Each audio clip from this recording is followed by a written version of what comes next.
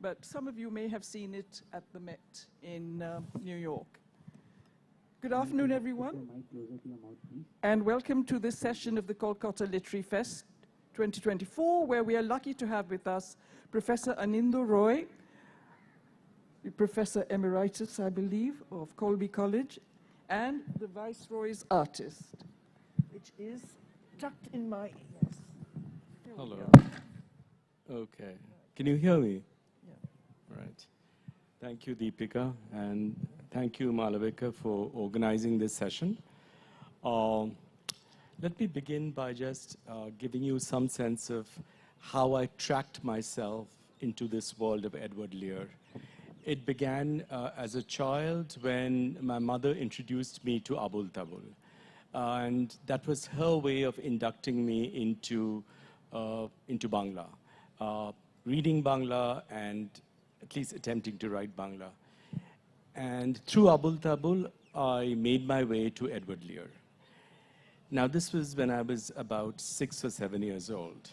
Many, many years later, while I was working at the British Library on another project in the 19th century, I stumbled upon Lear's travel journals. They're called the Indian journals. And I was astonished because I knew a little bit about Lear's travels in India, but I had no idea that he had left behind his travel journals. Of course, I started reading those journals, and I was fascinated by what I read. So, and then as a scholar, of course, I delved into a lot of 19th century scholarship to try and turn this experience of encountering Lear into an article, of course, a scholarly article. That's, we all attempted to do as scholars. However, I really couldn't make much headway, so I abandoned the project. But I'd done most of the work. It was much later that I was in Kalimpong with a colleague of mine who's a fiction writer, and I just mentioned we were sitting and just seeing the Kanchenjunga rise in the morning, literally, that gleaming gold, yellow Kanchenjunga. And I mentioned to her that, I came across Edward Lear's journals in which he writes about seeing the Kanchenjunga for the first time. And she got intrigued. She was a fiction writer herself. And she asked me for those journals. And I had PDF copies. And she read them. And she said, you know what? You should retell the story of the journals. You should use historical fiction as a way to recast the narrative and write it. And of course, I turned to her and said, I write about fiction. I don't write fiction. And they involve two very different sides of your brain, if you know what I mean. But I did begin writing during the lockdown, and I produced this particular novel. So, another thing that when I started writing the novel, I didn't know how to shape my narrative, but I turned to Virginia Woolf. Now, a lot of people might think Virginia Woolf would not be the most appropriate person to tell the story of an Englishman in the 19th century traveling through India. But somehow it worked for me because while doing my research, I also found out that Lear had a very troubled past. He had a difficult childhood. He was dealing with his sense of failure in establishing adult relationships. He was raised by an older sister, and they moved from home to home. They were very poor for a very long time. And I said, why not bring up that story as well? And there were things in the journal that suggested that Lear saw something that provoked a memory, but he couldn't quite write those things down. So then I thought this would be a good way to braid in the other story with the story of travel. So that's my response to your first question. Yeah. So your novel has very touchingly been dedicated to your late mother, Meena Roy, and she was the one who piqued your interest in nonsense. And in spite of the fact that you are actually a scholar of the 19th and early 20th century, and you've written and published erudite articles on Kipling, Walter Scott, John Stuart Mills, amongst others. And you've also published a book, Civility and Empire. So your childhood influenced your choice of subject for this, your first novel. And what are the sources of the historical part of the narrative? Yes, that's a very good question. Well, there were two major sources, I would say. One is, Lear's letters, his other travel narratives, published ones, illustrated travel narratives. Also, letters in which Lear appears, so letters of Tennyson, for example, letters of Holman Hunt, who was a painter, and people he interacted with. So I used their letters to try and get a fuller, a three-dimensional sense of this man. Of course, there are biographies and very good biographies of Lear. So that was another source. But then I also had to do some research on Victorian material culture and the empire, because I had to fill in the so-called geographical details, the material details of the world that he was traversing, whether they were trains or whether they were, pony carts or even bullock carts in certain cases, and hand-pulled jampans on the other hand. So all these modes of transportation. So I would say that those are the major sources of my research, which helped me to put together this narrative. What about the actual journals, which I believe you were allowed to touch at Harvard? Yes. Could you tell us what it felt like and what they smelled like? Because any book lover, of course, knows what the smell of a book is. And to me, that's one of the pleasures of reading, is when you open a new book and that new book smell comes. So did the old book smell come from the journals, the spices of India? Thank you. I kind of imagined that, of course. I first saw the journals in their published form.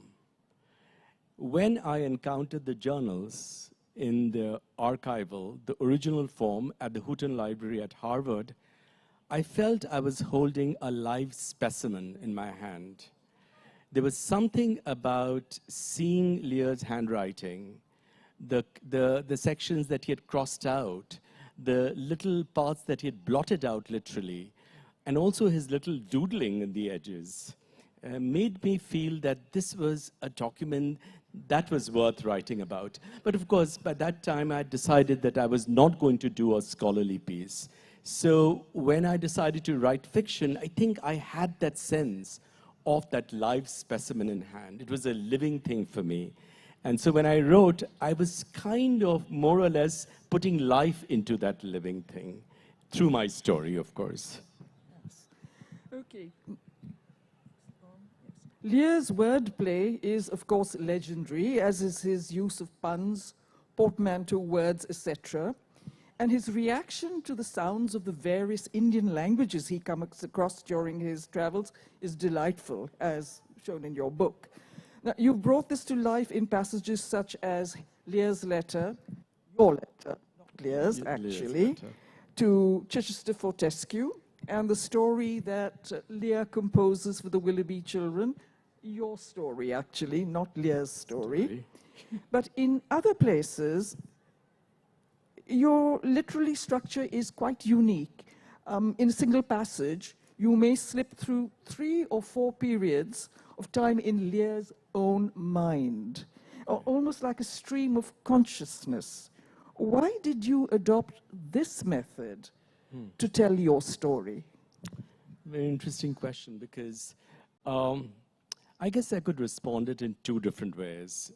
Lear had a sensibility that was not what you might call typically Victorian. He was interested in breaking boundaries, and he did it through his nonsense. Boundaries of syntax, of sense, also inverting things that we know for sure, we understand, and just giving them different spins. So what I did was, in my own storytelling, I use a hybrid form. So there is a letter, which is the epistolary form of the novel. Some of you might be familiar with that. I have poems in it. I have composition. As Lear composes a poem by absorbing a particular scene, which runs through his mind and pours out of his pen in the form of a nonsense poem. I also have a story, a nonsense story, imitating Lear's style. And then I have, of course, this strange convoluted narrative. I use the word convoluted purposely because someone said, why is there so much movement in the narrative? Because in a travel story, you expect a beginning, middle, and end, right, as you're traveling. Why do you interrupt and disturb that linearity with this up and down movement? And I said that was the only way in which I could tell the other story that Lear could not tell in his narrative, which is the story of his life. And I sensed that those stories were lurking in those silences, those crossed out lines, little gaps in between. And I felt that as a storyteller, I could use his life as a way to fill in those gaps, those silences. And to that extent, does it answer your question? Yes. So in other words, you're saying that you're understanding the aesthetics of nonsense shaped the narrative form you have adopted in this historical novel. Can you give us some examples of this? Yeah. Well, for example, as he is sitting, gazing at the landscape, and he is in Kanchenjunga, it's in January, it's frigid cold, and he's waiting for the Kanchenjunga to appear. Yeah. Of course, all he sees are mists and clouds and mists and clouds. And then suddenly when he does see the peaks appear, he says, now I can start sketching because I've got something to sketch. Then he immediately stops himself. He says, but I've got the background, I've got a little bit of the foreground, which is where he's sitting, a lot of ferns and things like that.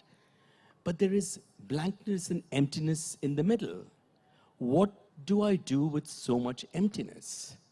See, for someone trained in Western art, where perspective is important, where background, foreground, and middle ground are important aspects of drawing a scene, he just couldn't sketch. And he kept drawing a line and erasing it.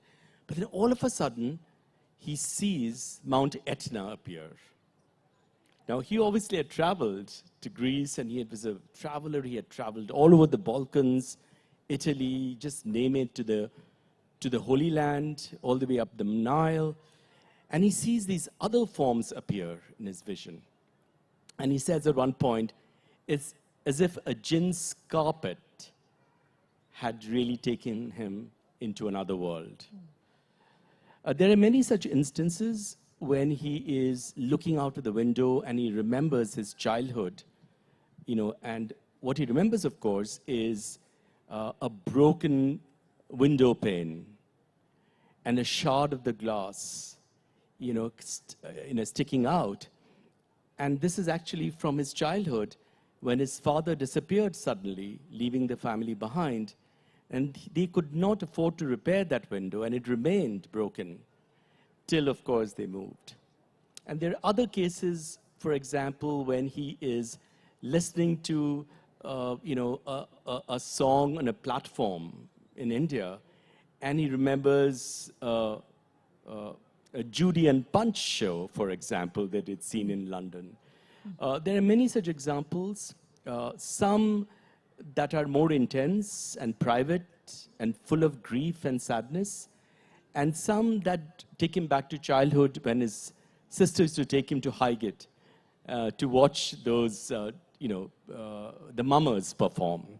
And he remembers the mummers. And if you know what mummers are, they are basically performers dressed in all kinds of clothes who would do these things in parks to entertain children. So some of those examples. Now, turning to the travel itself, it's an amazing itinerary. For 16 months, Lear, accompanied only by Yorgi, his faithful manservant, he travels in jampans, pony carts, ghoragaris, trains, all the way from Bombay to Calcutta via Jabalpur, Kanpur, Lucknow, Benares, silken sheets in the Viceregal Lodge, which is in Alipur. Right here, the governor's, yes, that's where he stayed, for 2 weeks. Up to Darjeeling via Kurseong, I think it was. Kurseong, yes, Pankhabadi to and Kurseong. scratchy woolen blankets in a bed that was too short for him. Yes. Yeah. Then Darjeeling. Then he's there for a little time. Then he goes down, back to the plains, back to Delhi, and all the way down to South India and to Ceylon. Yeah. Then finally, he makes his way back to Bombay to return to Genoa. His trip was cut short slightly. And along the way, Lear observes and comments on the what he calls the spectacle of empire.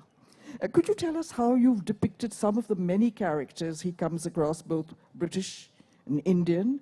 Do you base your depictions on anything specific in the journals, or are these characters that you have concocted and dramatized? All right. That's a good question, because there is a lot of invention in the creation of these characters. Now, many of these characters are shadowy, unnamed figures in his journals. For example, he mentions that when he's in Darjeeling, he meets a sergeant from the Bengal sappers. And I said, Bengal sappers, how did he get that bit of information? They must have exchanged something. He must have told him, I'm from the Bengal sappers. So I create a character, who's full of this triumphalist vision of empire, conquering Bhutan, getting lands from Bhutan. And the 1860s was an important time for that area. Is this the one with the muscular thighs? Yes. That is described by Lear? Absolutely. Muscular thighs. Thighs, yes. Straining at his breeches.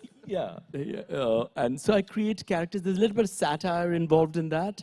And then, of course, he meets, again in Darjeeling, an owner of a tea estate who is a descendant of a Moravian missionary. And, of course, he's stunned that Moravian missionaries were in Darjeeling, and they were not preaching, but setting up tea estates.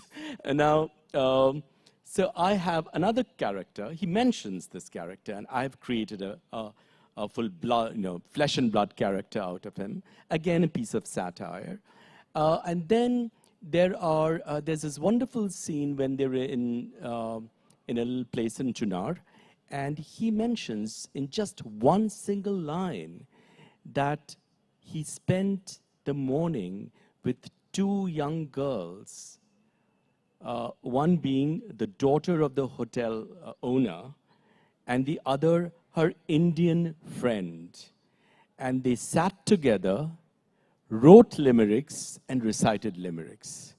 That's all he provides. And I had to imagine that day, what would it have been for a man like Lear to spend a morning with two girls composing limericks? I have an entire chapter based on it, which is about playfulness, which is also Lear's, I think, his inventive mind, because he draws from what he has heard all around. Strange English, East Indian English as he called it, but also the other Indian languages. And Indians, like educated Bengali, almost like Hari Kumar Mukherjee, if you remember Kim, who speaks a very, very elevated English with citations from Wordsworth and Carlyle.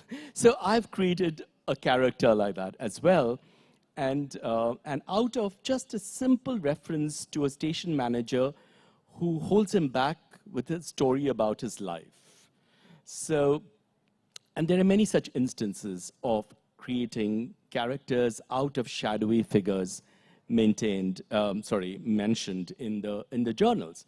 The other characters, the historical characters, are a few. There are two Indian characters. I want to mention that because you asked me specifically to say, how did you create the Indian characters and give them life? They're just not people in the background. They are asking questions, they are responding. One is a young Muslim man he meets in Gwalior.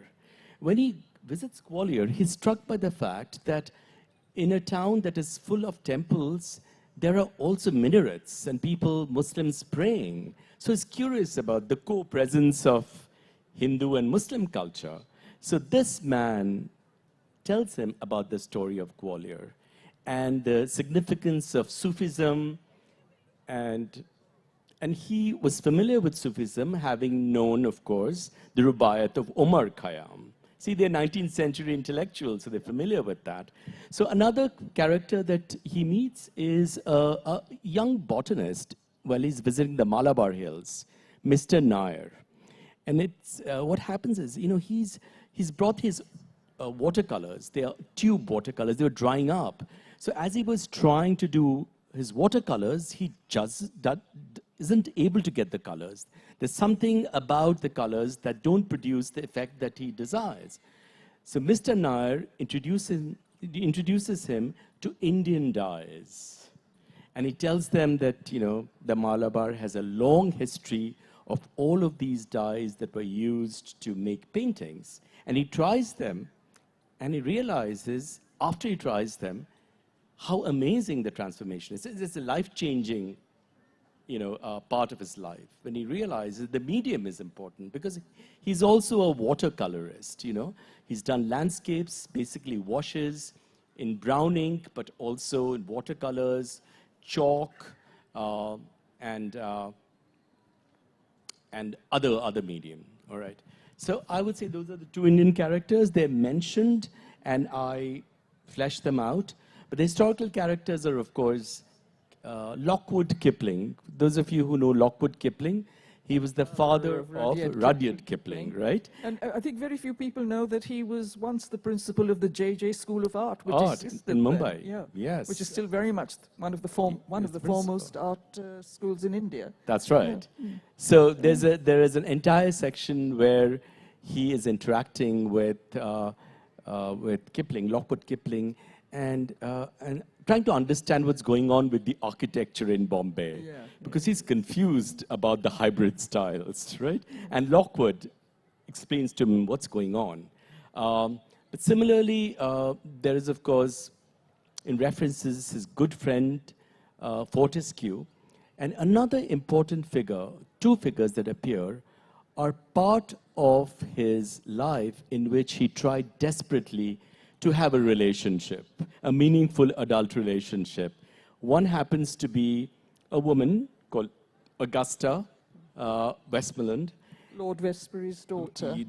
Who was much younger than him. Much younger, 22 years younger. Wow. Yeah. And a man, a juror whom he met in Corfu.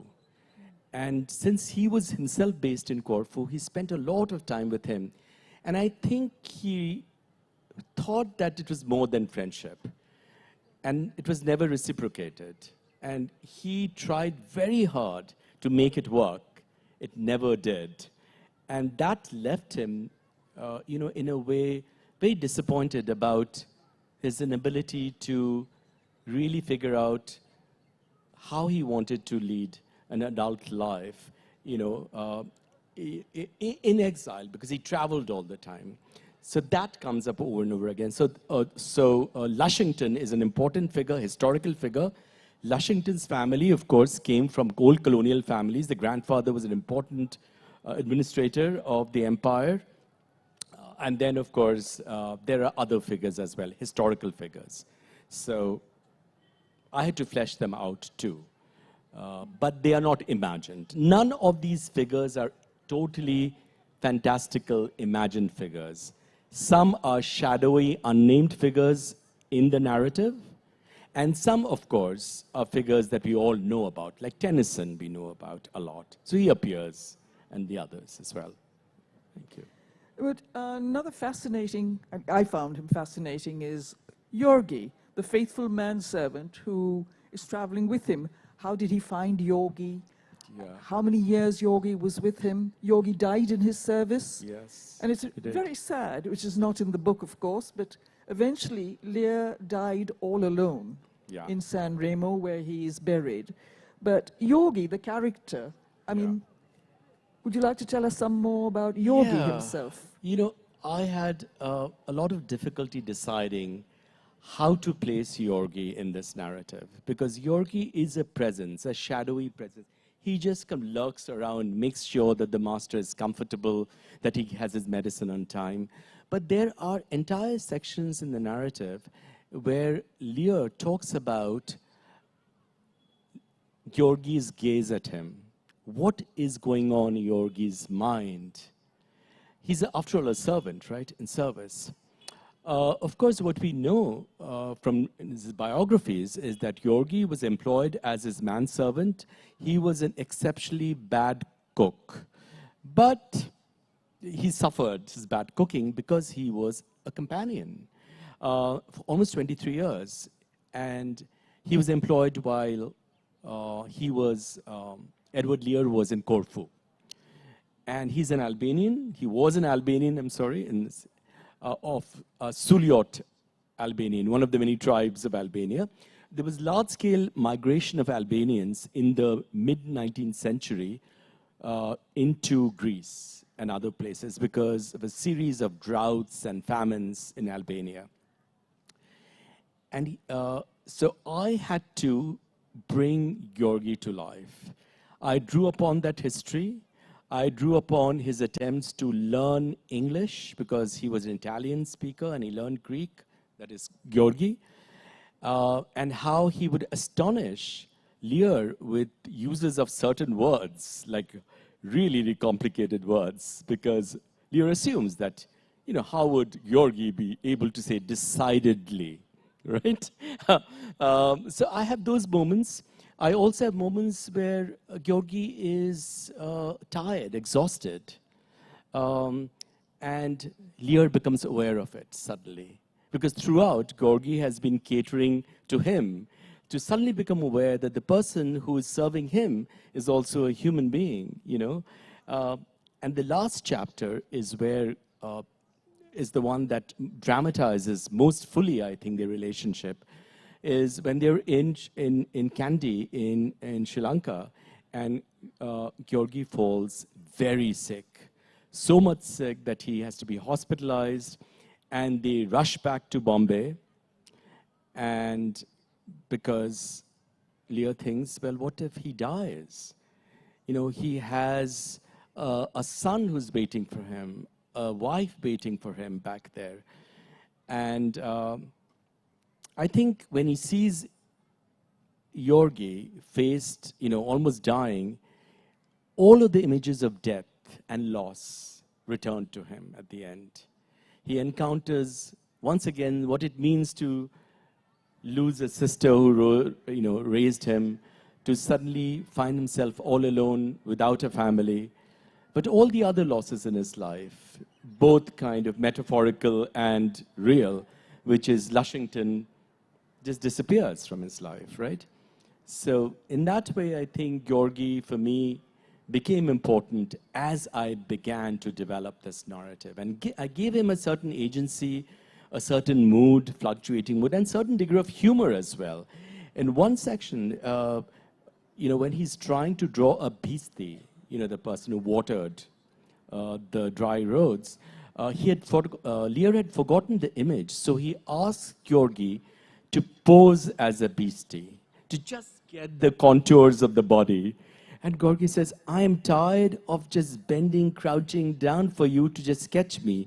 Please put this agony to an end. And so then, you know, says, okay, I'm sorry. So these are some of the examples of the characters in the book. I like the way you said Yogi is.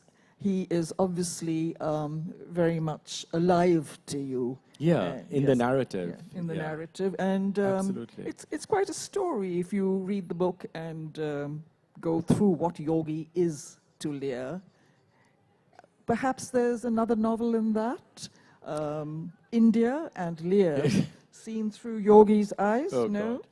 Yeah, I don't want to repeat this. I mean, I will have to focus on the sections of the journals that I did not include in the story.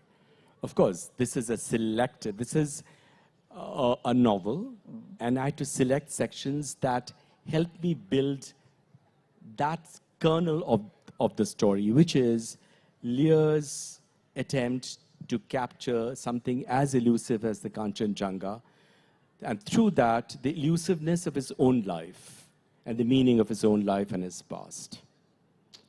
So that's all I have to say. I could end by reading something from the Kanchenjunga bits. Well, that was going to be my next question. Okay, all right. Okay. But would you like to read anything else that is not about Kanchenjunga? Oh, you know, it'd be hard to pick one, but if you have any questions, yes, you can always definitely. answer, yes, I'll which answer them. is So, and then we'll move on to Kanchenjunga, who is not with us today. Yeah, the title of this session is called The Obsession. Lear's, My Tryst with Lear's Obsession with the Kanchenjunga, right? And that is how I open the novel. It doesn't begin where the travel begins in Bombay and the travel through to Calcutta by train and then through. It begins with him in Kanchenjunga, waiting, getting up, waiting, making his way up to a hill just to get a glimpse. He takes his sketching tool, and this is a second sketching tool, because, you know, he was a portly man. He was 6'2", he was arthritic, he had all kinds of other difficulties like epilepsy, but he managed to make his way up, and he goes up the hill, he sits down, and he waits. So I'm going to read a little bit about, from the section where he experiences that strange in-betweenness. Where am I in relation to Kanchenjunga? Okay, because don't forget, he had received a commission for the Viceroy, a handsome commission to paint the Kanchenjunga. So I'm sure there was anxiety. Am I going to be able to do a 9-foot by 4-foot oil? Yeah.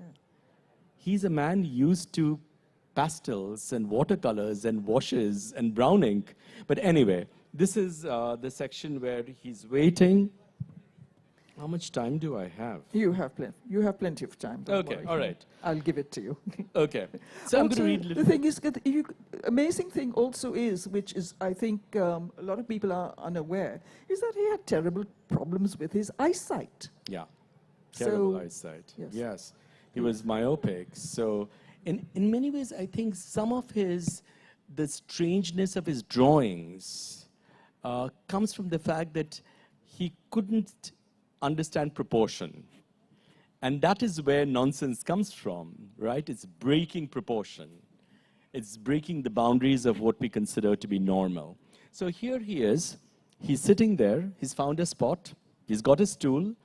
And his Gorgi sits on the stool before he allows his master to sit on it, because he knows that if the ground is not stable, he's going to keel over and fall. And he's had several falls before. So the mist lingers as the two wait. Georgi stands erect at a distance behind Lear. As soon as the first light touches the very tops of the pines, two peaks reveal themselves in the distance. The diffused light cast by the barely visible sun makes them look almost spectral. Sitting very still on his sketching stool, his second since he arrived in India, he's already broken one, the portly Lear picks up a pencil and strains his body forward to get a better view.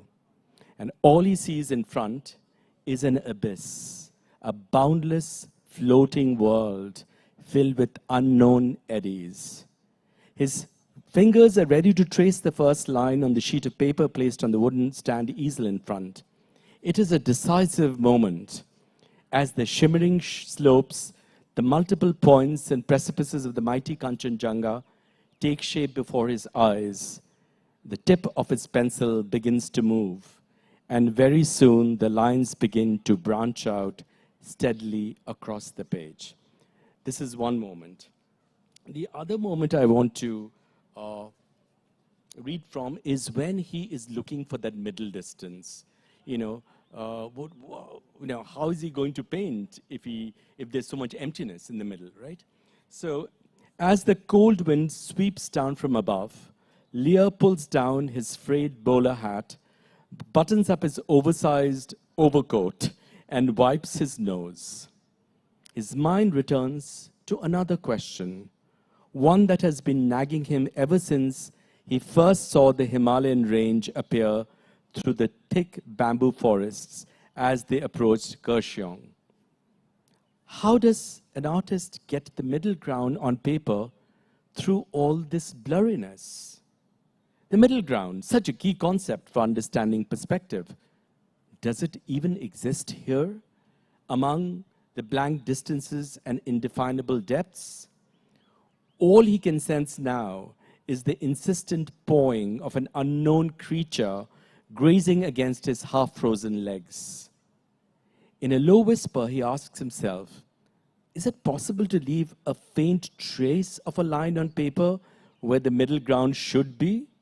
Or perhaps it can be simply left blank, empty. After all, the background, the panoramic snowy range gradually emerging in the sunlight, can be readily captured on paper.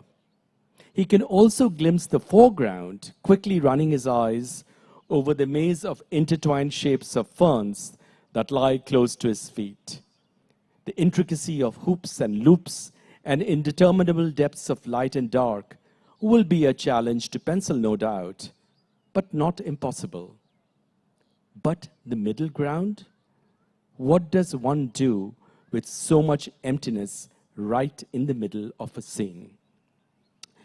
And I have actually provided the details to bring out the so-called affective condition. He's obviously new to this terrain, but he's also burdened by the fact that he has to get a sketch, a proper sketch, before he can do a painting, right? And so at the end of this chapter, of course, something dramatic happens. And I end with this is the first chapter with, but before he can get his, as he's sitting there, suddenly we have one of those Virginia Woolf moments. Eleanor was a sister, and a dark-haired boy sit on the old seesaw. The plank moves up and down. Little Eleanor is screaming with excitement. Blackbirds, taken aback by her shouts, flutter noisily out of the blackberry bushes nearby and fly away. Mother sits by the window, looking out at the nervous squirrels with their furry, twitching tails. Her face is marked by great perturbation, and Sister Harriet, as always, frowns and looks at him suspiciously. Father has gone. No one knows when he will return. So at this very moment, he thinks about that sense of loss. But at the end, what happens is, before he can get his mind back to the drawing, a strange otherworld ringing descending from the dark canopy of trees reaches his ears. Without warning, the sound begins to move with the gentle rhythm of the thin liquid gold that he saw moments ago pouring down silently through the gaps in the foliage. At that very moment, his ears catch the call of a bird from above. A whistling thrush? A wren warbler? Or perhaps a laughing thrush? Or even a mountain starling? He isn't sure. Straining his left ear to catch the notes once again, he turns sharply on his stool. A drawn-out ringing that fills his ears is followed by a lull. The stool creaks, eyes throb, his body sways. And then, of course, he falls from the stool. So that's how this chapter ends. That's how the chapter ends. Yeah. The fall from the stool. So that is Lear's obsession with Kanchenjunga. In spite of the fact that you've only mentioned it 3 or 4 times, the shape-shifting mountain, the mountain that eludes the will of the pencil tip, and the mountain that belongs to Her Majesty Queen Victoria, according to Captain Peter Hornford, him of the muscular thighs. Yes. Bengal sappers. Yeah. And you have been lucky enough, I believe, to see the actual painting that Lear did for the Viceroy. Yes. It's in the Met, is it? At that time, it was at the Yale Center of British Art. Right. Now it's at the Met. And his whole collection of watercolors, etc. It's watercolors and his Nothing sketches. in India. All of them are at with the Houghton at Harvard. And of course, I discovered that in London, many of the galleries still carry his washes, his pencil drawings, his brown ring drawings, and we're talking about a huge collection. People are still recovering these from private inheritances and selling them in a way, yeah. Amazing, right. I'd love to own one. Yeah. But you know, I would like to just end by, if you're wondering what happened then, was he able to even imagine what the Kanchenjunga would look in oil? Well, towards the end, he has been agonizing over the form of this. As I told you, that agonizing captures his own turbulations, the kinds of things that he's going through.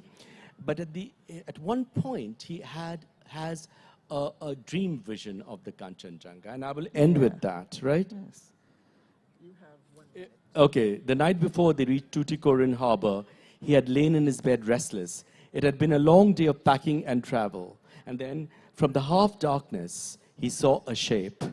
The Leviathan surged out of the ocean, awash with colors that he could not recall ever seeing on the wintry day in Kurseong. The glacial whiteness accentuated the sharpness of the icy slopes that seemed to plunge into a haze of blue and white. Instead of the blankness in the middle, there was a shimmering haze, and a heaving up in front was a swathe of brown, green, red, and turquoise, poised over a dark gorge where the black had cleaved down to disappear into the bottom, where the edge of a picture frame appeared. That's the vision that he has. Right.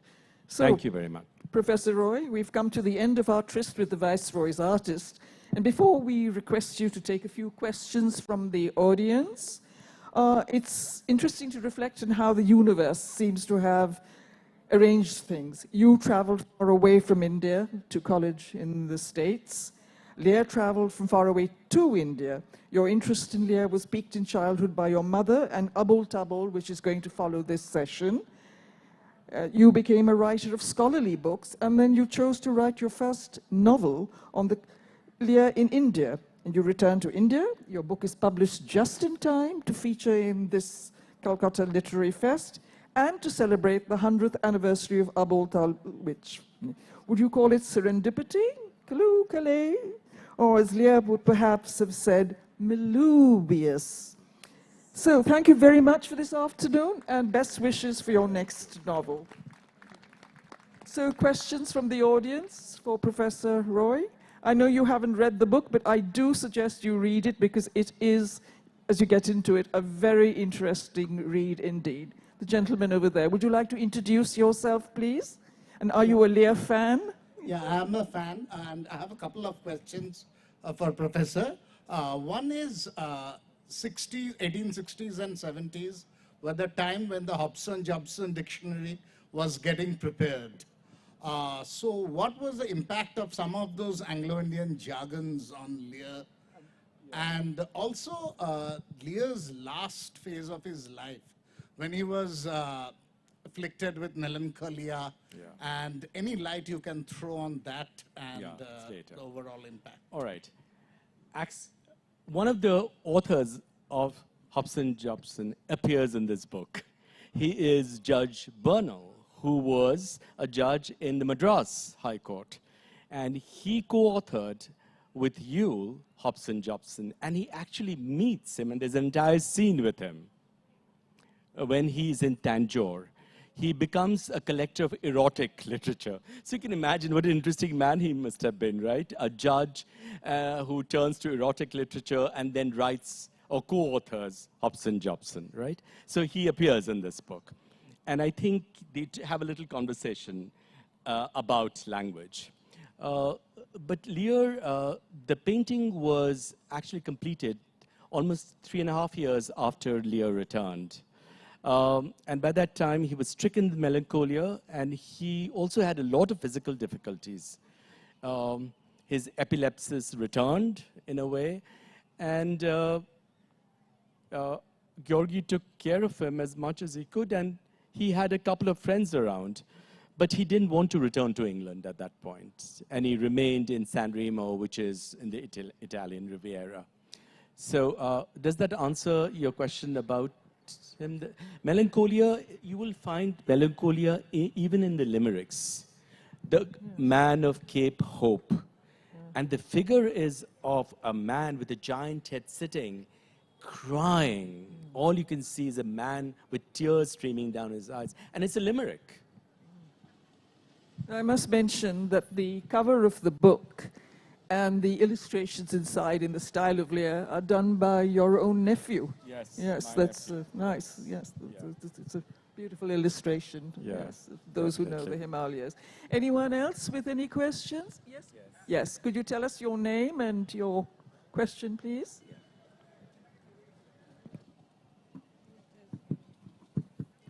Good afternoon. My name is Rakhi Day.